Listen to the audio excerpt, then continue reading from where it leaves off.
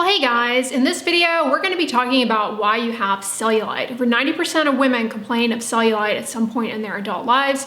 It's really common, and ads on social media for cellulite creams and different procedures, various models always reminding us of cellulite. It puts the idea in our head and can really make you feel insecure about it. So in this video, I'm going to cover the reasons why we have cellulite, and I'm going to go over some of the treatments for cellulite. The medical term for cellulite is liposclerosis. It refers to that uneven, bumpy texture, most often on the lower extremities, the thighs, buttocks, the hips, and it predominantly affects women, although rarely it can impact men as well. One of the main working hypotheses for why women get cellulite is hormonal. It's thought to be due to maybe some sort of evolutionary mechanism where we hold on to fat in a certain way in our lower extremities to provide a caloric reserve for pregnancy and lactation.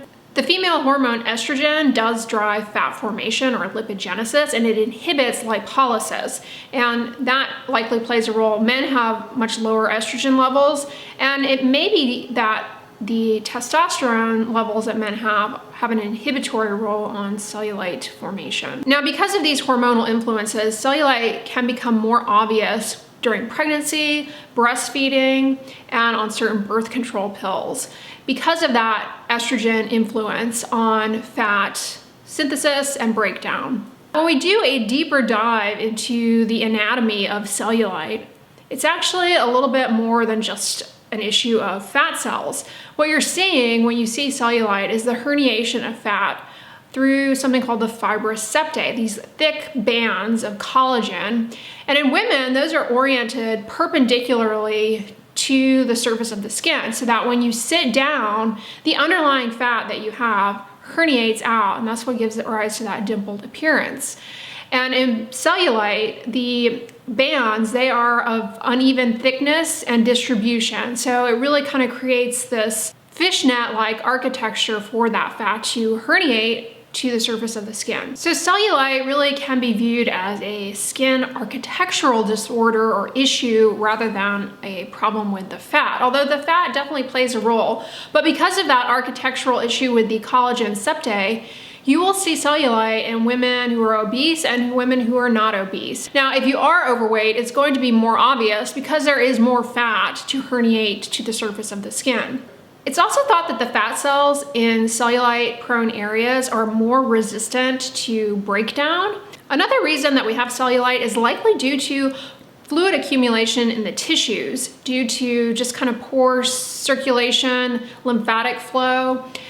And if you lead a sedentary lifestyle, that's actually a risk factor for cellulite, and it's thought to be due to less circulation and poor drainage of fluid. And that fluid accumulation really changes the architecture of those fibrous septae and puts you more at risk for cellulite formation and then the herniation of the fat.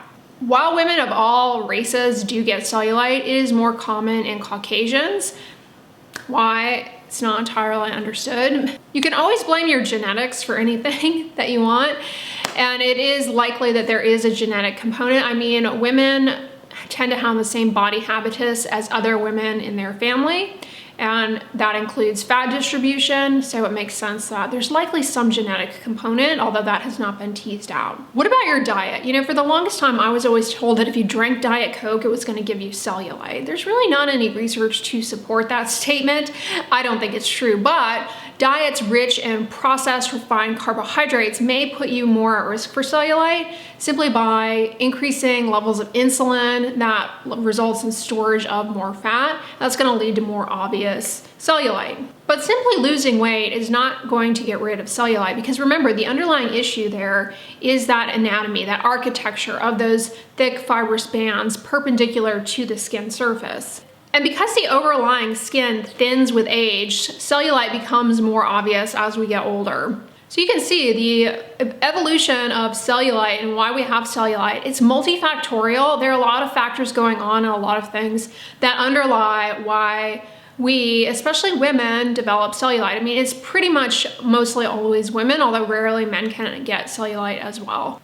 So there's hormones, age, race, being sedentary, perhaps a diet rich in refined carbohydrates, and you also have fluid accumulation. So in pregnancy and with the menstrual cycle, you retain more fluid at certain stages of the menstrual cycle or with certain birth control pills. So you've got not only the estrogen component, but you have the fluid component as well. It's gonna make cellulite more obvious.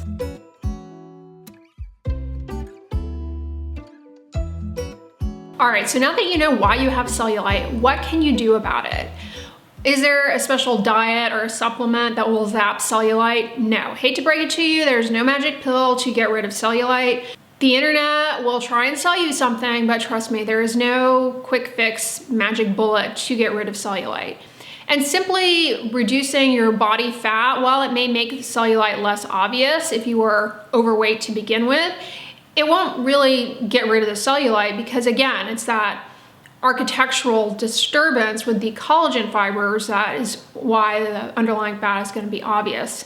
So yes, losing weight, it may make it less obvious if you are overweight, but if you're not, then there's no reason to fixate on your body weight and cellulite.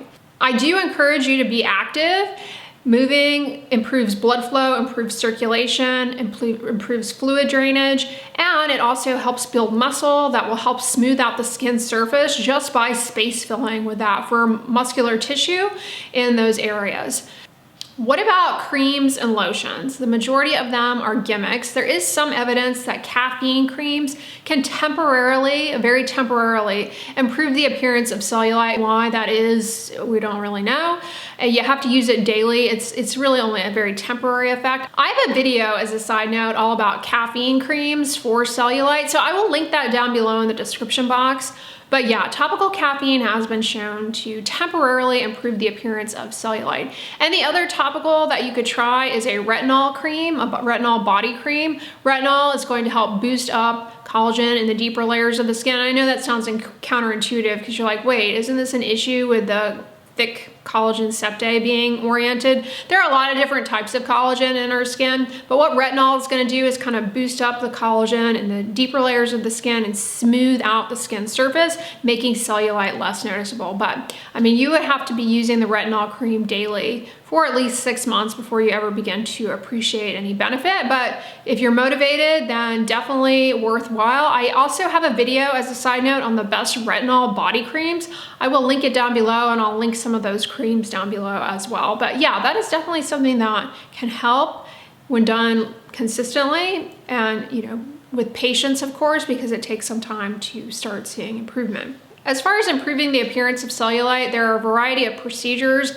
Usually a few different procedures are used to kind of get the best results. Acoustic wave therapy disrupts those underlying collagen fibrous septae and smooths everything out.